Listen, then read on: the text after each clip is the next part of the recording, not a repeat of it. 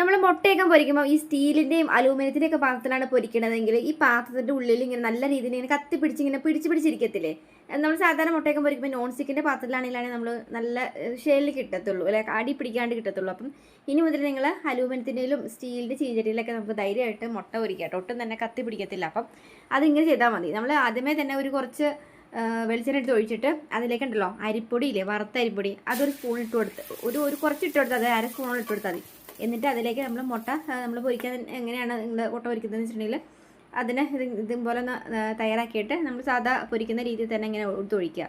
ഒഴിച്ചതിന് ശേഷം നമ്മളതിങ്ങനെ പൊക്കിയെടുക്കത്തില്ലേ, പൊക്കിയെടുക്കുമ്പോൾ ഈ പാത്രത്തിൽ ഒട്ടും തന്നെ പിടിക്കത്തില്ല കേട്ടോ. അതെ, ഇതുപോലെ തന്നെ ഇരിക്കും. ഇനി വേണ്ടി നമുക്ക് ചിക്കി എടുക്കാനാണെങ്കിലും എളുപ്പമാണ്, കാരണം ഒട്ടും തന്നെ അടി പിടിക്കാണ്ട് നല്ല പാത്രത്തിൽ ഇങ്ങനെ കത്തി പിടിക്കത്തുമില്ല.